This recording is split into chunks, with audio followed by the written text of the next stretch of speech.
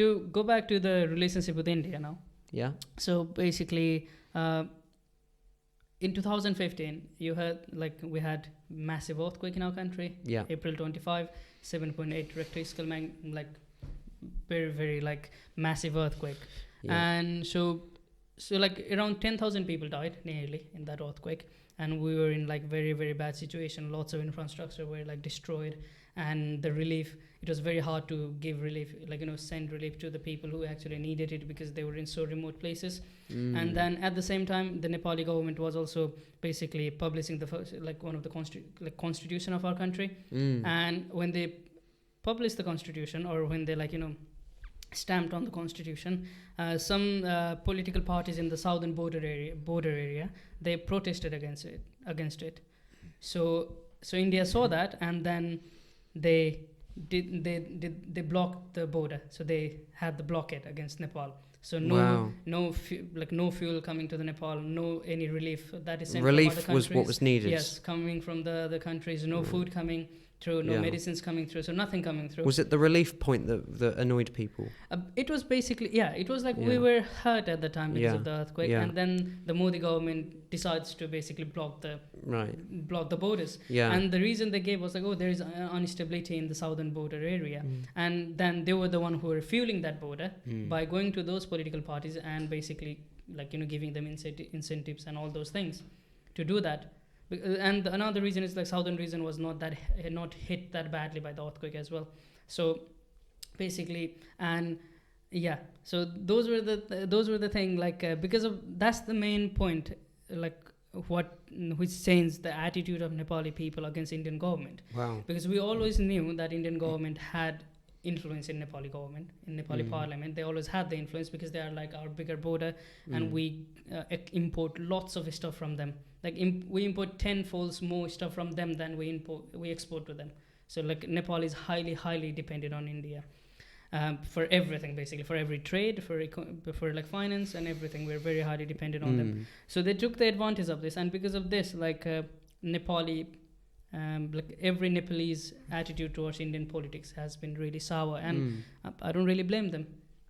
And after that, the relationship with China started getting better. Then it in eyes of India, Nepal is going towards China, and I'm okay, we share a massive border with them. Why shouldn't we go with them? And so I would prefer having. It sounds very weird, but I would prefer having financial support from China than from India.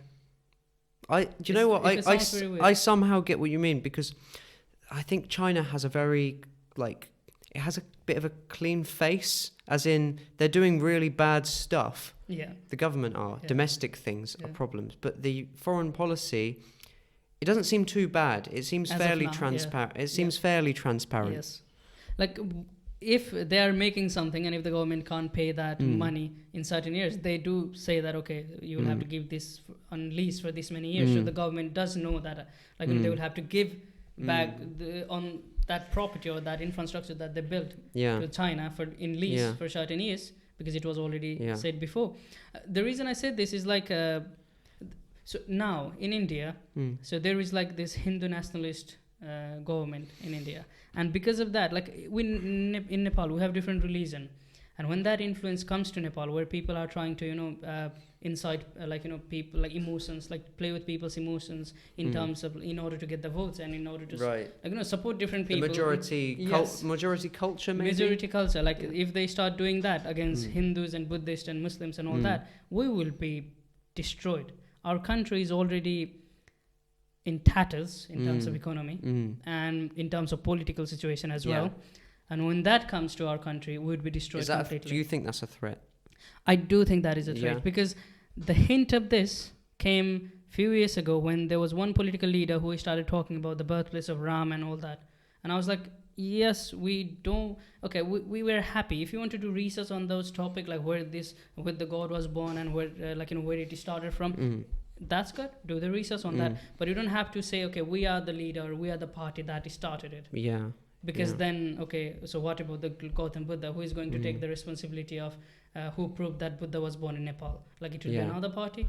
And how... Yeah. Why divide religions by parties? Yes, yeah. So our country like was divided in terms of caste at some point. Right. And still now, if you go to remote places or even in cities, you will find the remnants of that. And it took so long, like, struggles of so many people, blood, sweat of so many people to basically try to get rid of that. And now we're trying to have something else. It seems like a game of status, and I think this is human. This is not just restricted to one country, right?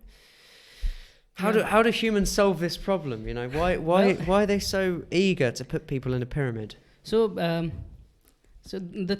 identity thing, like I think we are humanity is one people, and the earth is one country, and humanity is its people.